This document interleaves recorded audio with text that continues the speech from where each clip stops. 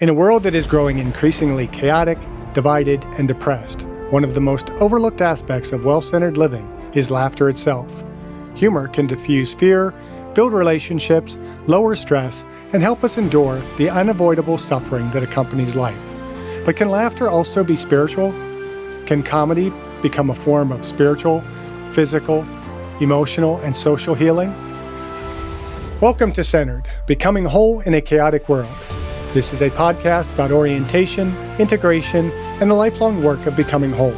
I am your host, Dr. Jeff Armstrong, a PhD exercise physiologist with a deep interest in the intersection of the physical and the spiritual. My guest is Bob Alper, an ordained rabbi, author, speaker, and internationally known stand-up comedian whose unique career has blended spirituality and humor for decades. Bob has appeared on Good Morning America, CNN, Showtime, and SiriusXM, performed at major comedy venues around the world, and has become known for thoughtful, intelligent, and completely clean comedy that connects deeply with audiences of every background. He holds a Doctor of Divinity degree from Princeton Theological Seminary and frequently speaks on what he calls the spirituality of laughter.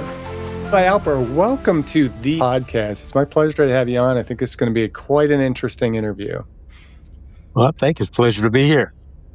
So you've lived in two worlds that most people won't associate together, the rabbinate and stand-up comedy. How did those worlds tend to converge for you? Well, first of all, on my business card, you nailed it. I mean, it says Dr. Robert Alper. Under that, it says rabbi/stand-up comic. And under that, in parentheses, it says really. I like it. So yeah, you nailed it. I mean, the two... Somebody told me, I went to a high school reunion, and one of my classmates told me that when I was in high school, I used to say, I want to be a rabbi and a comedian, as if.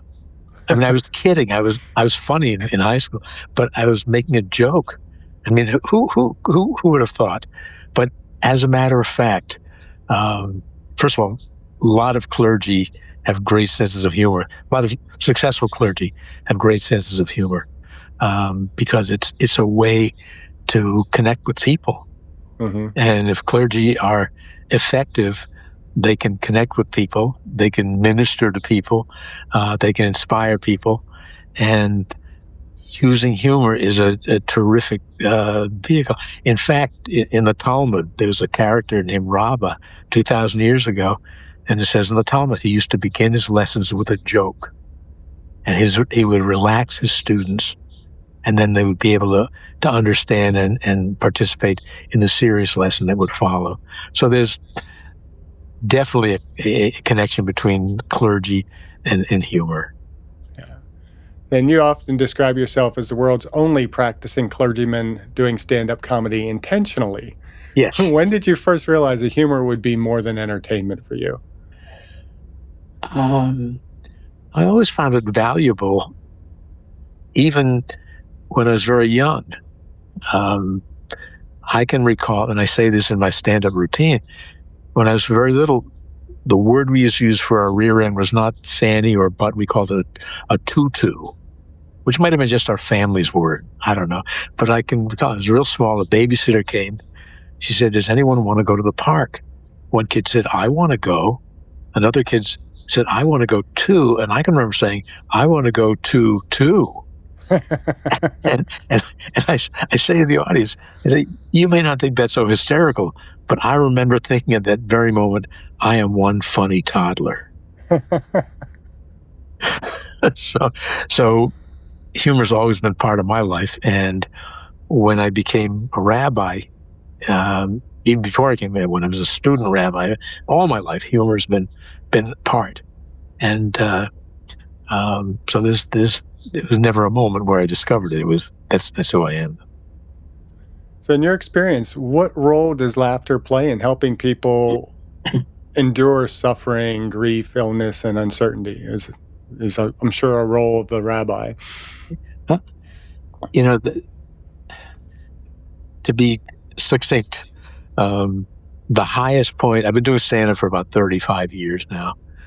The highest point in my career took place years ago when a woman who I knew was dying of cancer came up to me after my show She looked at me, she said, she said, for an hour and a half, I forgot I was sick.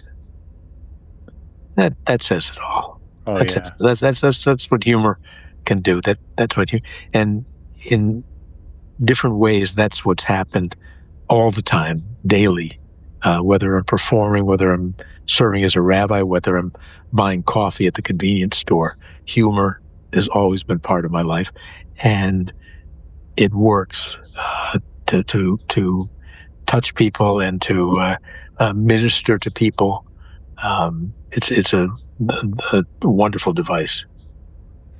So, how has your years serving congregations, how did that shape your understanding of people, vulnerability, and connection? Well, humor is the way I make connections, and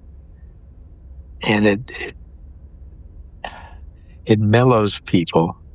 I don't know if that's if I'm answering the question exactly as you're asking, but anyway, I'll answer this, and then if it's not, go on. But I have a driver's license. I'm going to show it to you, and people who are listening won't be able to see it, but I don't know if you can see my driver's license. How'd they let you do that? Well, see what it says. Let me show you what it says in the back. That's funny. So for listeners, when I say my driver's license, which is a real license, it's a picture of me with my hands by the side of my head open up and mouth wide open, grinning, grimacing, or whatever at the camera. It's an amazing license, and I've had this for years, and it's the most effective icebreaker imaginable. I flew down to Florida and back this past weekend, and I got to the TSA place in the airport. This is in West Palm Beach Airport on the way home, and the TSA guy is there doing his job, very serious, very glum, and all he does is look at licenses and he's not getting paid, by the way, which is, it's not a great place to be. And I come up and I say to him, I'm going to show you my license, but when you get home, you're going to see thousands of licenses. But when you get home, you're going to tell your family about my license. What do you mean, sir? And then I show him this crazy license, this crazy picture. And he does a double take and he looks at it. And then he breaks out in a smile. And the guy in Palm Beach, not only smiled, he fist bumped me. and then he said, okay, when you get to the X-ray machine, there's Eddie and Susan. Show them your driver's license. So they had a little party, these TSA people. And suddenly the wall between us, which is a strong wall, made even stronger by the officialdom and the duties and they have a very important job, obviously protecting our safety. The wall goes down.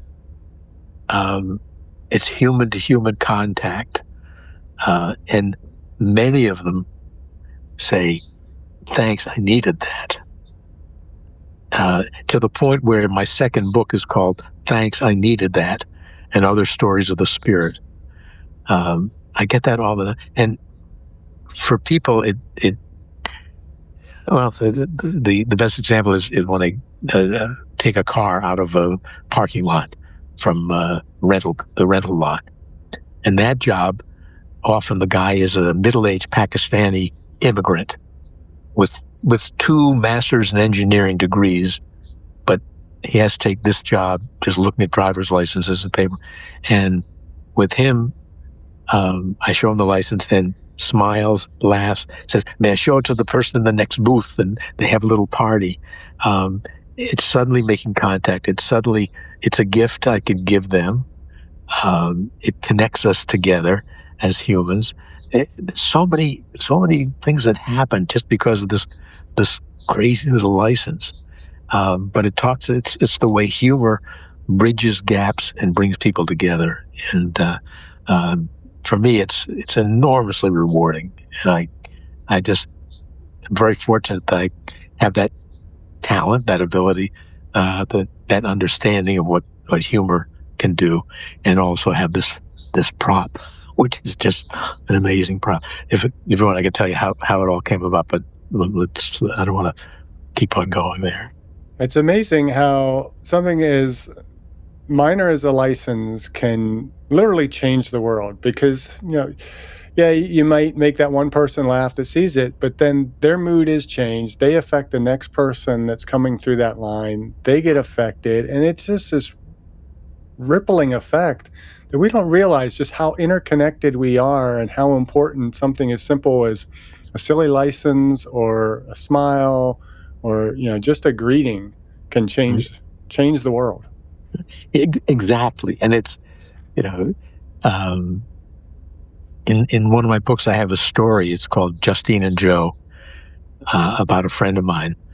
When I first started in comedy, I was living in Philadelphia, and I came across a book that had a list of wannabe comedy writers.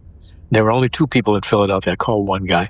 He said, yeah, he works for an ad agency. He's a copywriter, but he likes to write comedy, and he's trying to, sell stuff to people. And I said, well, we had lunch together. He's a nice guy. I loved him. And I said, could you write some jokes for me about teenagers?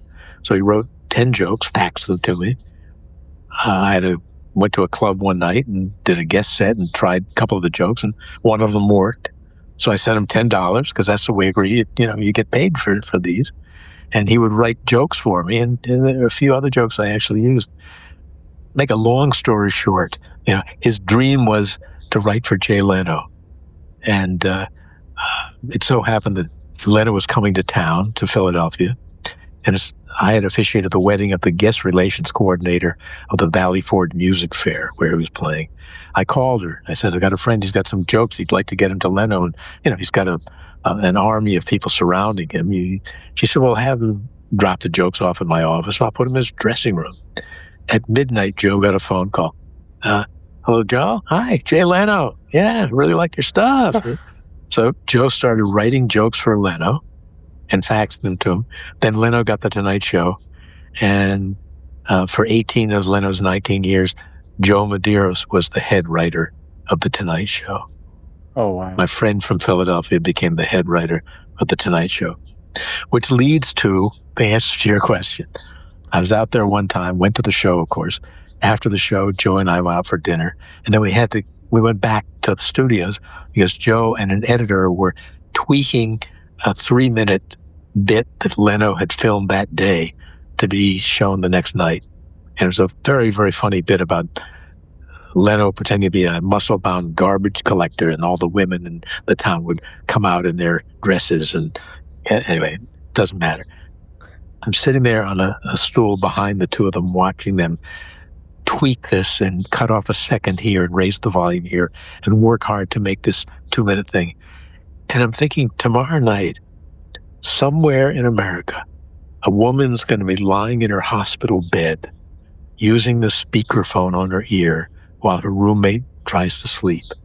And she'll be awake, worried because maybe she's very, very ill.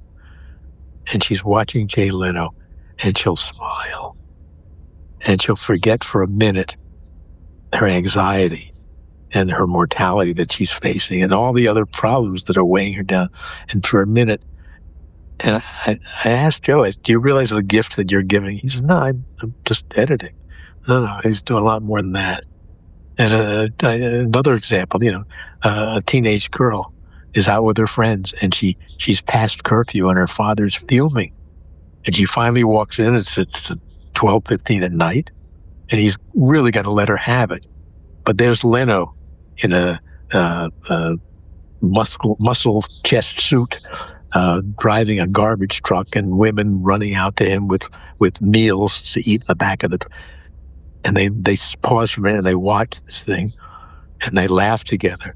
And the father, now a little bit more mellow, says, sweetie, I just get so worried when you're out late. And she said, Dad, I understand. And that's how that, and so the laughter that Joe and the editor created had a tremendous impact on this kid and her father. And how many times was that repeated that night when people were watching that. So that's, going back to Joe and the editor, working hard, and that's the impact of what they do, and that's the impact of laughter. That's an example where I put parentheses around extra and extraordinary, because people oftentimes think they're just in an ordinary role, or they're just doing an ordinary job. I'm just editing this one joke for Leno, but they don't realize that when they put their heart into it, they soul into it, and they do it with a big P purpose, how impactful that can be. Right. And it might only affect one person. Only one person might laugh at that joke, but one person laughed, and that makes the difference. Yeah, absolutely. And you speak frequently about the spirituality of laughter. What do you mean by that phrase? What I say, it's not simply a time waste. Laughter is not just ha-ha. There's a holiness to it. Holy means separate, other, different, and if one recognizes it's not just let's take some time and laugh a little bit, but it puts people in a frame of mind where they can help deal with their issues. The best example is Norman Cousins, who was the editor of the Saturday Review, and he was dying. He died. He was very ill.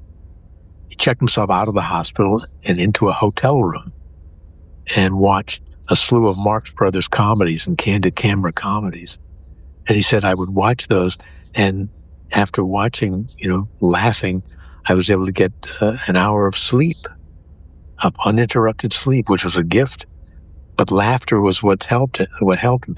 So laughter was not just a time waste, or it was something that it was holy in the sense that it healed him. It helped heal him, or give him some peace and comfort. So that's where people, I think, need to look at laughter that way. Similarly, my first book is called "Life Doesn't Get Any Better Than This: The Holiness of Little Daily Dramas." And the holiness of little daily dramas is the example. The title chapter talks about when our kids were little, and it was our son's third summer at a camp in Vermont, and our daughter's first. She was, I think, 8. He was 11. And at the end of Parents' Visitors Day, we went to the car to say goodbye, and suddenly this independent, tough little 8-year-old burst into tears. She was suddenly homesick. And she and her brother had a typical brother-sister relationship. I mean, he used to go into her room and fart on her pillow. I mean, this is... Love it. This is, and she would scream bloody murder, which is exactly what he wanted to produce. But here she is crying, and this 11-year-old brother, and he put his arm around her shoulder, looked up at us and said, "That's okay, I'll take care of her." And then they walked away. And he engaged her in conversation to distract her from what she was feeling. And they kept walking into the dell where the campfire was burning out, and where we had before done a square dance and had food, and they never looked back. They just kept on walking until they went up a little hill and disappeared. And I said to my wife, as tears are rolling down her eyes, I said, this is holy. Yeah, this is a little drama that's holy. It's not just a funny, like a cute thing that happened.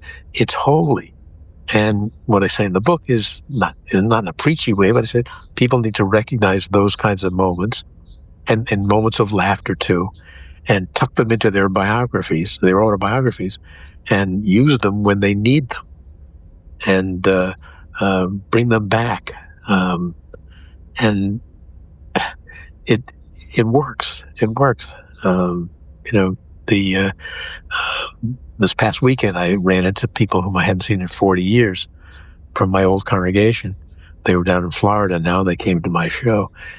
And one of them reminded me of something very funny that I did that they remembered all these years. And when they look back, that's a sustaining factor. They didn't put it that way, but you could tell that this was important to them, and they were grateful for my doing a funny thing on the pulpit during one of our holidays. So, that's why humor is not just a time waste. It's there's holiness to it. I love it. And I think everything is spiritual. I mean, you have to think of life that way. And humor is just one of the great tools we've been given by our Creator to brighten life and to lessen some of the necessary suffering that we have to go through in order to grow as a species. So I like it. So you've performed with Muslims, Christian comedians, and interfaith settings. What have you experienced, or what have those experiences taught you about shared humanity? Laughter, when it's clean laughter, when it's unhurtful laughter, I think it has to be that kind. It brings people together. I did a lot of shows with Muslim and Arab comedians and a minister, a Christian minister. And one show in particular, I think it was Riverside, University of California, Riverside. Before we got there, there was some really tough stuff on campus, bad interreligious stuff going on, posters. This is about 10 years ago. And we were sort of warned. But we got there. The Muslim kids are selling the tickets. The Jewish kids are ushering. The Christians are doing the food. They're all sitting together. They're all laughing. It brings people together. Another example, at Georgia Tech, I was performing with a guy named Azhar Usman, one of my colleagues. He's a Muslim of Indian background. And before the show, we were backstage with the presidents of the sponsoring organizations, the Muslim Student Association and Hillel. And I overheard the two of them talking about where they're going to go for dinner after the show. And then at one point, they explained to me that before Laugh and Peace came to campus, even though their offices were next door to each other in the student union, they'd never spoken to one another. And now they're planning this show, and now they're going to go out to dinner. That's what, humor brings people together. And those are a couple examples. And I look out, I have wonderful memories of looking out, seeing young women wearing hijabs and young men wearing yarmulkes sitting together and all laughing. Because the material we did, of course, was material that was understandable to all people. One example I use, give me an example of my comedy. There's a fellow named Mo Amer. You might have heard of him. Your audience might have heard of him. Mo is a Palestinian background from Texas. He has 3 Netflix specials called Mo Amer. He had a show called Mo on Netflix, ran for 8 episodes for 2 years. He's going to be hosting the Peabody Awards. I mean, he's been in movies. He's really, really major. But years ago, he and I used to open for me, and we would do our show together. And he was a great guy. I've got pictures of him riding my motor scooter when he stayed with us here in Vermont. And his fame, he deserves every minute of it because he's a lovely guy and he's very funny. So Mo and I did a show at Congregation Kol Ami in White Plains, New York. And after the show, we're driving back to the hotel, and Mo turned to me and said, "Bob, I meant to ask you, what does Kol Ami mean?" I said, "Well, it's Hebrew. It means the voice of my people." He said, "Oh, because in Arabic it means eat my uncle."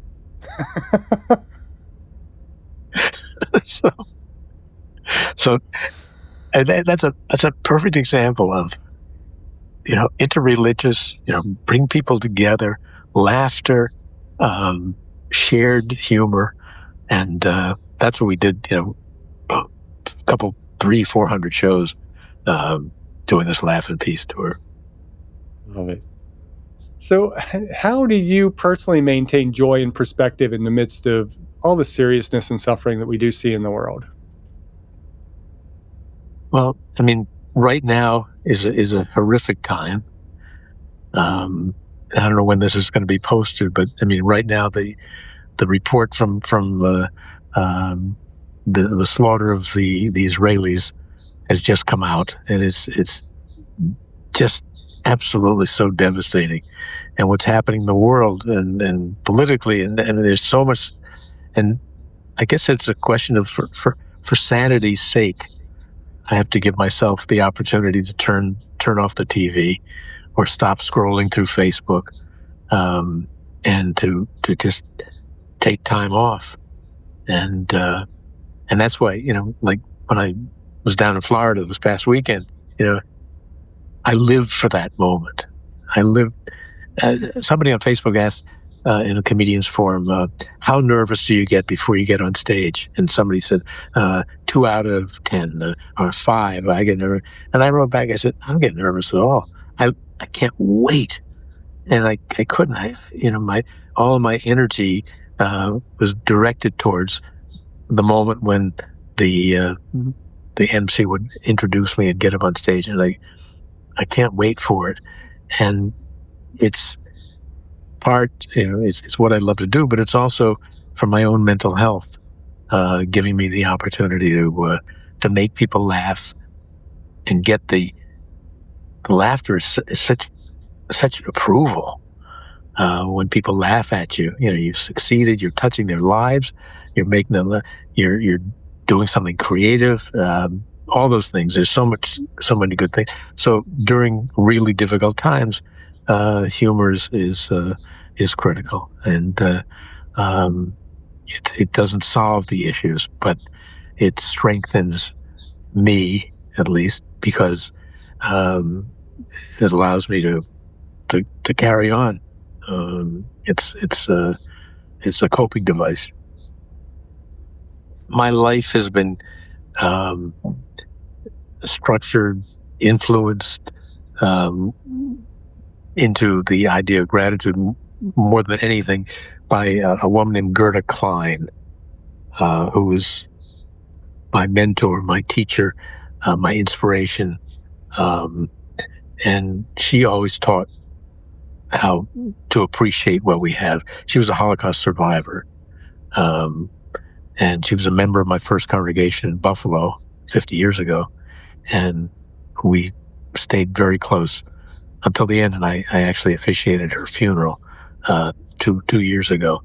Gerda wrote a book, one of the first Holocaust survivor books, called All But My Life. And a documentary about her life called One Survivor Remembers won the Academy Award. And her acceptance speech at the Oscars is noted as being one of the most meaningful acceptance speeches ever made. And it's still on YouTube. Her name is Gerda Klein. And she told me that they were in the balcony, but they didn't think they were going to win. But she and the producers, he said, let's go down to the orchestra level when they announced. And Nicolas Cage read the name, One Survivor, and they won. And the producer thanked everyone. Then the orchestra started playing, which means get off. And Gerda would not have it. And she went to the microphone and she said, this award is in memory of a time when a crust of bread was the most precious possession anyone could ever find, and we didn't find.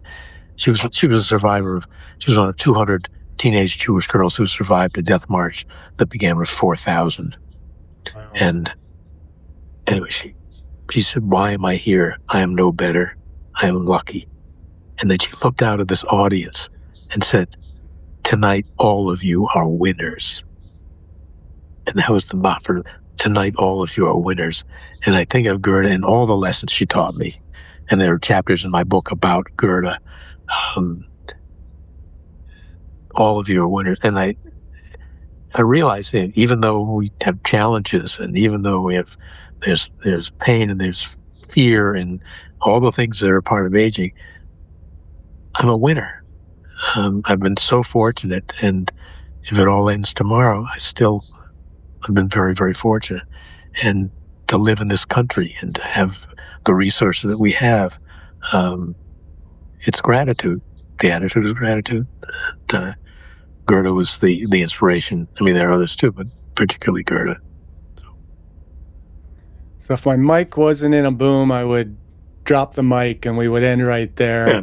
That is such a perfect sentiment to end this episode with. But I do want to ask one more question just to make sure that, our guests, the viewers and listeners that might want to connect with you, learn more about you. Is there a web page, social media? How can they connect with you, find your books? There is. My website is bobalper.com. That's BOBALPER.com. People think our name is Alpert, like Herb Alpert, the trumpet player. It's not. As my father always would say, our name used to be Alpert, but we dropped the T at a party in Boston. Like it. So that's the way to remember. But if you Google Rabbi Comedian, I come up. If you YouTube, I've got about 70 YouTubes of doing comedy on YouTube. Just put Bob Alper. It comes right up. But mainly the website is bobalper.com. And I don't know if my books are there. If you go to amazon.com, my books are, just put in Bob Alper, Rabbi Bob Alper, and my books are there. But the main thing is I still do comedy, and I still love running around the country, around the world, doing shows. And my audiences, they don't have to be Jewish. I actually performed at Muslim Fest in Toronto about 10 years ago. It was 15 years ago. Because of my work with Muslim comics, there I was invited to perform at the first annual Muslim Fest. And they had a few Muslim comedians who did before me, younger comedians. Then I got out. I was kind of like the headliner. And I'm there alone with a microphone on a pole in front of 2,000 Muslims. I looked out. It's in Toronto. I said, I feel really strange here. So alone, totally out of place. I said, think of it. All of you are Canadians and I'm American. Great audience, terrific audience. So, I do churches, synagogues, mosques. I've done mosques. I do, we did the Clinton Presidential Library, World Bank, the Chautauqua Institution, all over. And so, yeah, and that's what I do, and love doing it. So they can find me through bobalper.com. Thank you for having me. You're welcome. It's been my pleasure, and I'm sure it's been a pleasure if everybody has listened to this episode. So thanks for coming on. Thank you for listening to Centered. Please like, follow, and share with someone who could benefit. And if you'd like to support the show financially, you'll find a tip jar in the show notes.